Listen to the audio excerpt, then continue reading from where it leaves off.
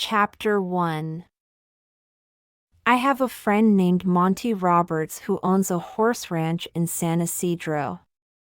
He has let me use his house to put on fundraising events to raise money for youth at risk programs. The last time I was there, he introduced me by saying, "I want to tell you why I let Jack use my horse." It all goes back to a story about a young man who was the son of an itinerant horse trainer, who would go from stable to stable, racetrack to racetrack, farm to farm and ranch to ranch, training horses. As a result, the boy's high school career was continually interrupted. When he was a senior, he was asked to write a paper about what he wanted to be and do when he grew up. That night he wrote a 7-page paper describing his goal of someday owning a horse ranch. He wrote about his dream in great detail, and he even drew a diagram of a 200-acre ranch, showing the location of all the buildings, the stables, and the track. Then he drew a detailed floor plan for a 4,000-square-foot house that would sit on a 200-acre dream ranch. He put a great deal of his heart into the project, and the next day he handed it in to his teacher. 2 days later, he received his paper back. On the front page was a large red F with a note that read, "See me after class." The boy with the dream went to see the teacher after class and asked, "Why did I receive an F?"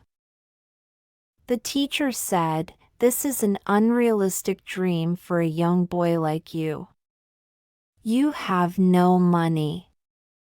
You come from an itinerant family. You have no resources.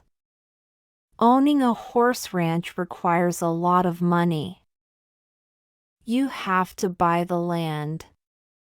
You have to pay for the original breeding stock, and later you'll have to pay large stud fees. There's no way you could ever do it." Then the teacher added, "If you will rewrite this paper with a more realistic goal, I will reconsider your grade." The boy went home and thought about it long and hard. He asked his father what he should do. His father said, "Look, son, you have to make up your own mind on this. However, I think it is a very important decision for you." Finally, after sitting with it for a week, the boy turned in the same paper, making no changes at all. He stated, "You can keep the F and I'll keep my dream." Monty then turned to the assembled group and said, "I tell you this story because you are sitting in my 4,000-square-foot house in the middle of my 200-acre horse ranch. I still have that school paper framed over the fireplace.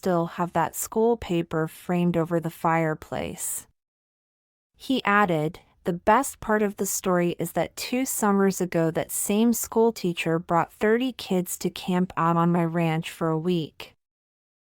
When the teacher was leaving, he said, 'Look, Monty, I can tell you this now.